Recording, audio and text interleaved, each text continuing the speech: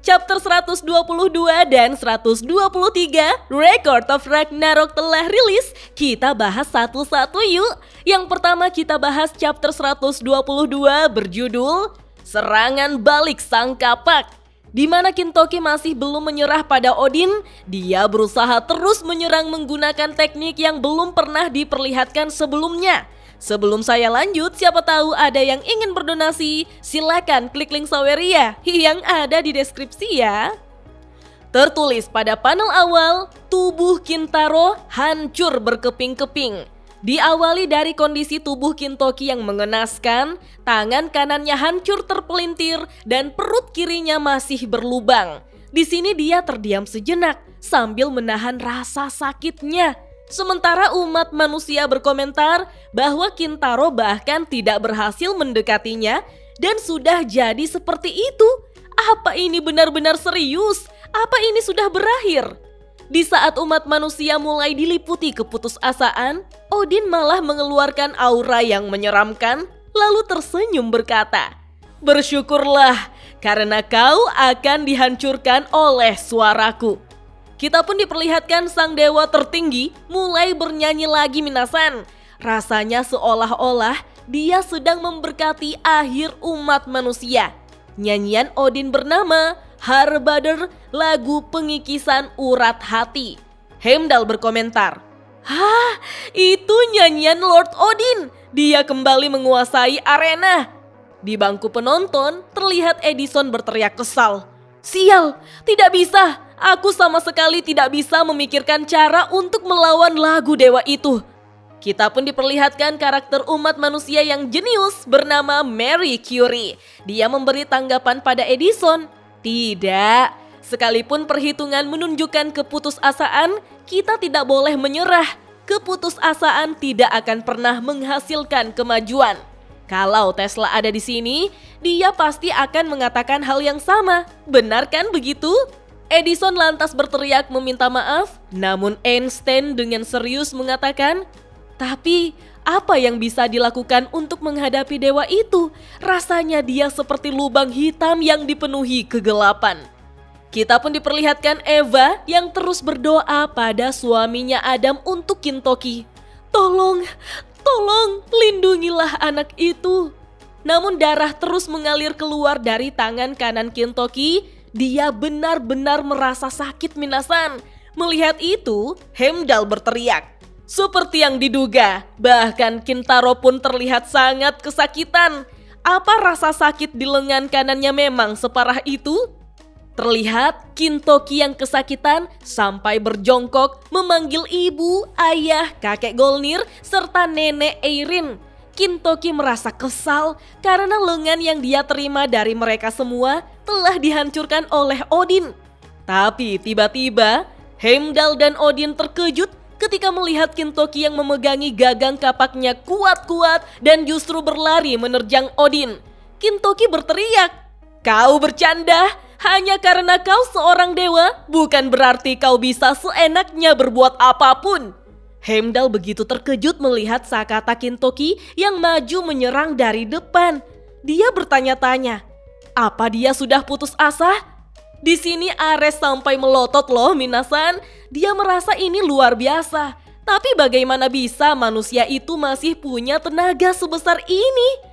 Terlihat pula Shiva dan Thor ikut bersemangat menonton pertarungan minasan. Sementara itu Hugin dan Munin sangat ribut berteriak, "Manusia itu mau bunuh diri. Manusia memang makhluk yang mudah menyerah pada keputusasaan."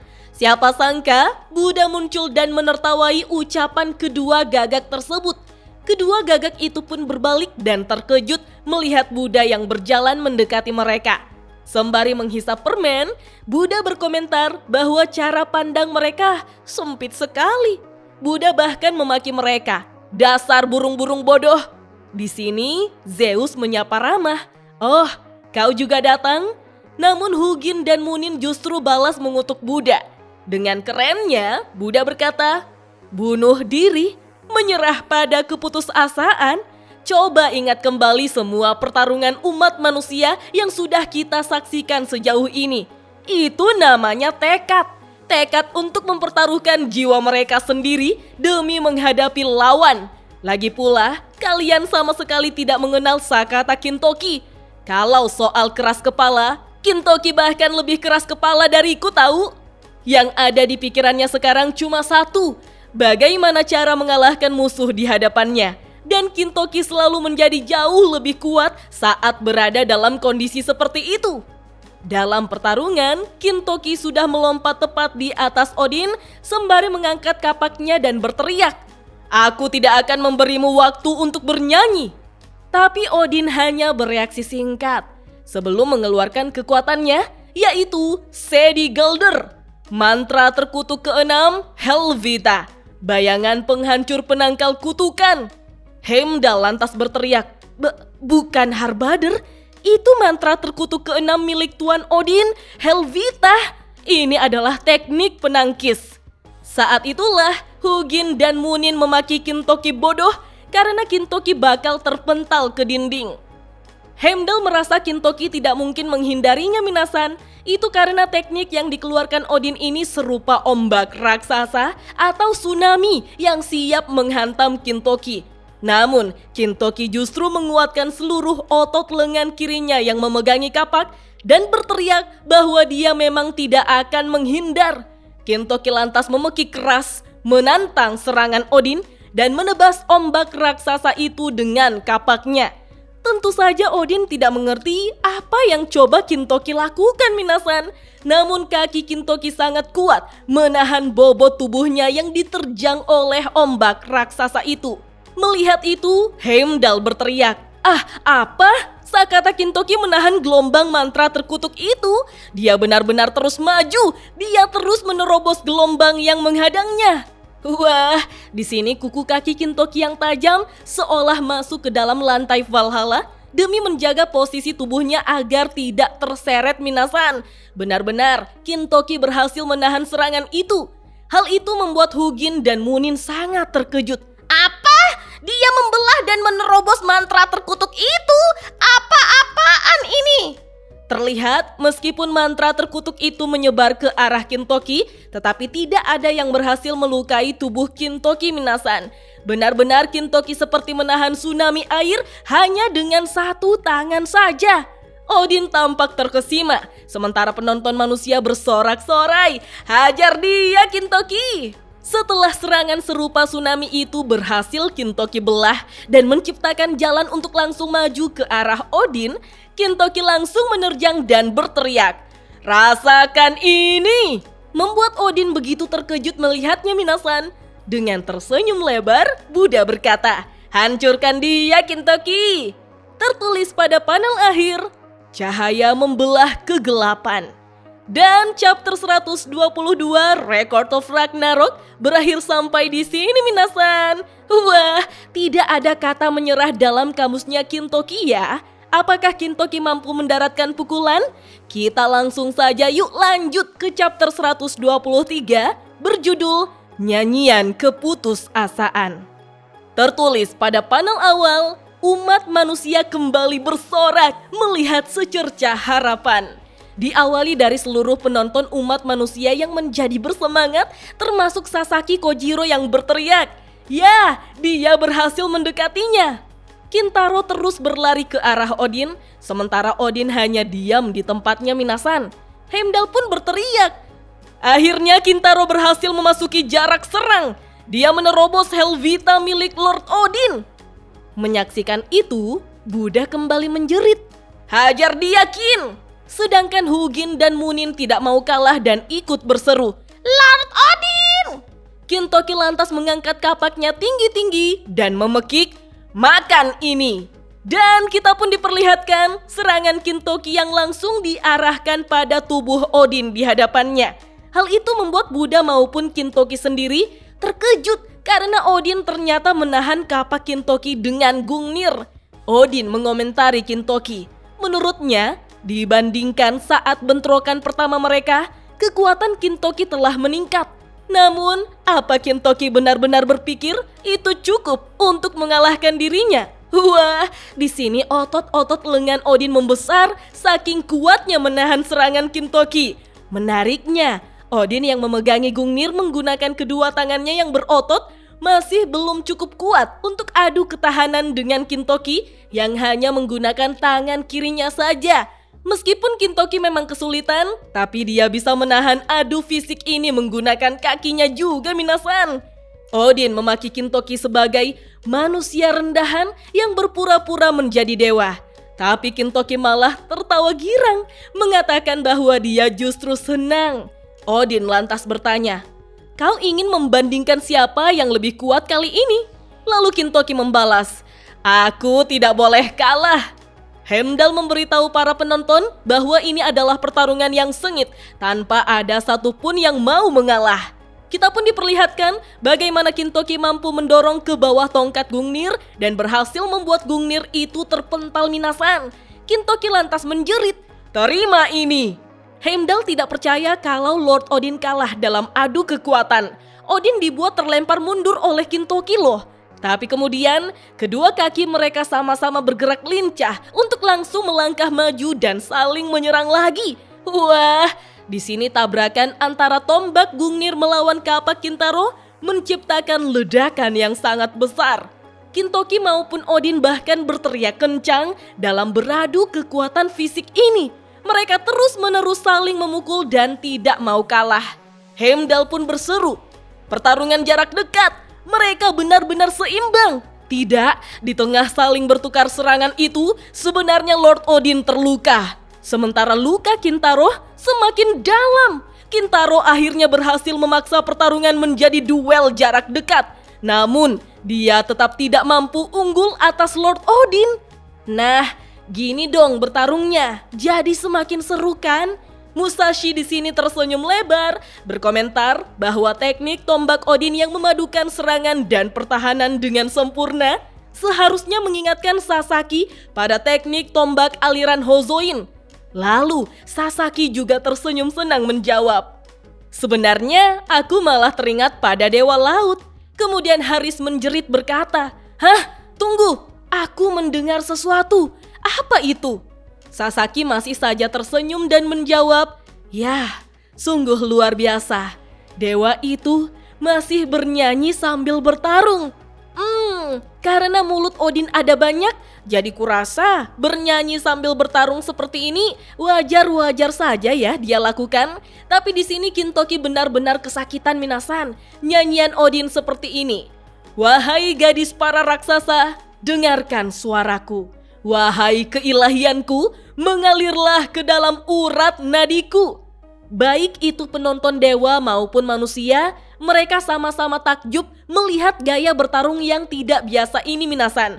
Tapi saya salah fokus sama penonton manusia di bagian bawah ini. Kok mirip sama Presiden Trump?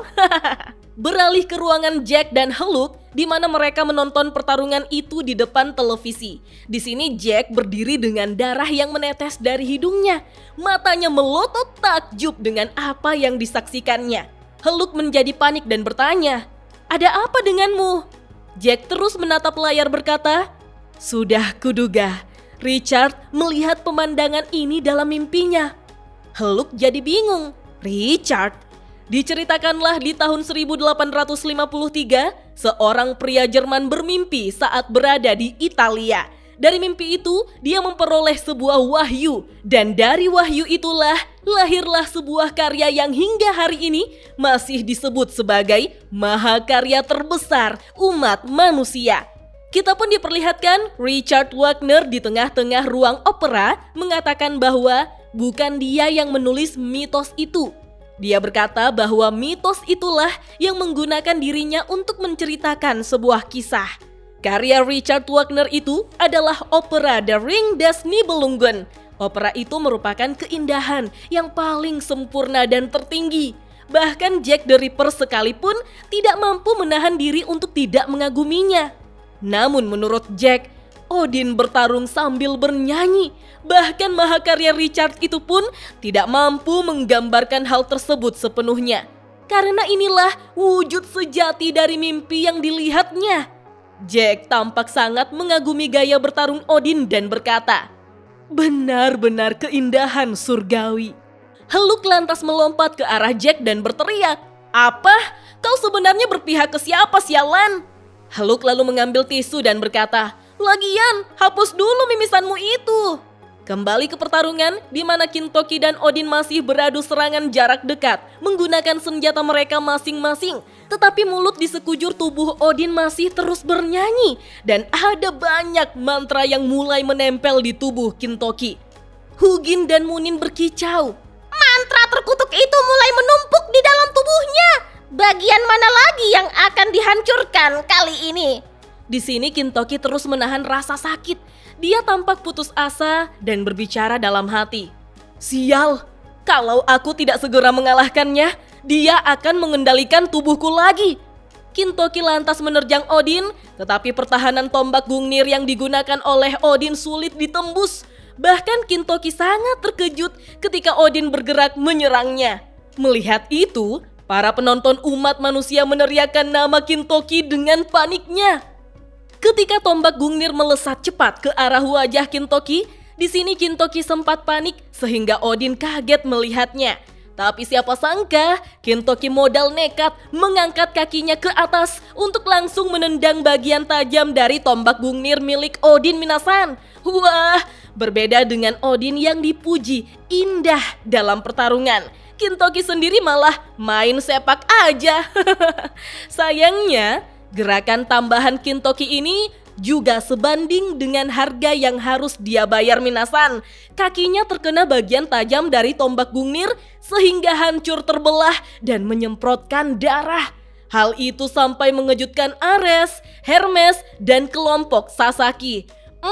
Ini benar-benar pertaruhan bagi Kintoki. Lebih pilih satu bagian tubuh saja yang terluka atau justru bagian vitalnya? Heimdall lantas berseru. Dia menendang tombaknya ke atas.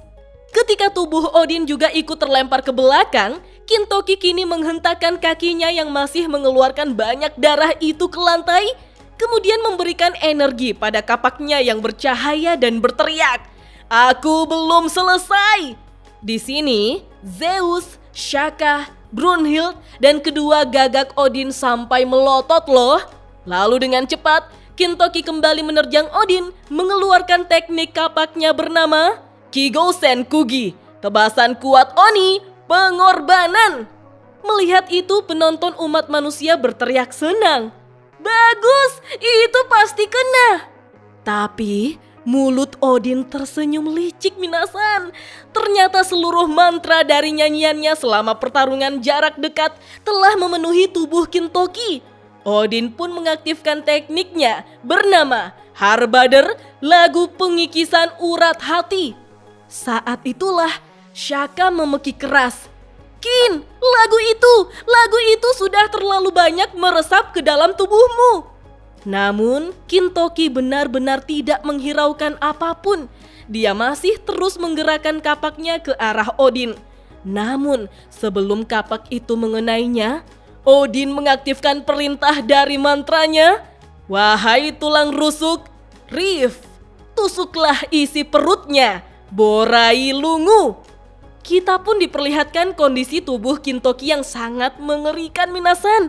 Bagian perut Kintoki berdarah, terkoyak dan tertusuk oleh tulang rusuknya sendiri sampai dia memuntahkan darah. Alhasil, serangan Kintoki tadi berhasil dihindari oleh Odin. Dan justru Odinlah yang menghempaskan Kintoki ke lantai Valhalla menggunakan tombak Gungnirnya. Betapa terkejutnya penonton umat manusia melihat Kintoki terus-terusan muntah darah dan merasa begitu kesakitan minasan. Sementara Odin dengan penuh keangkuhan berkata, "Tidak peduli berapa kali kalian berpegang pada harapan, aku akan menenggelamkan kalian dalam keputusasaan. Seluruh ciptaan akan tunduk kepadaku." Tertulis pada panel akhir, nyanyian keputusasaan membuat umat manusia bertekuk lutut. Dan chapter 122 dan 123 Record of Ragnarok berakhir sampai di sini minasan. Wah, setelah tangan kanan pemberian leluhurnya, yaitu Dewa Primordial Golnir dan Eirin dihancurkan, sekarang seluruh tubuh Kintoki benar-benar mengenaskan. Meski dia memiliki ras istimewa, dia dibuat putus asa oleh kekuatan Odin yang dijuluki sebagai dewa tertinggi. Karena ternyata setinggi itu perbedaan kekuatan Odin sebagai dewa. Selama bertarung, Odin bahkan bisa menyembuhkan luka parah di tubuhnya dan hanya tergores sedikit pada wajahnya di chapter ini. Berbanding terbalik dengan kondisi Kintoki yang semakin memburuk. Apakah Kintoki masih bisa bertarung? Ataukah Odin sudah memastikan kemenangannya di ronde ke-12 ini? Kalau menurut Minasan, bagaimana? Kita lanjut ngobrol yuk di kolom komentar. Dah.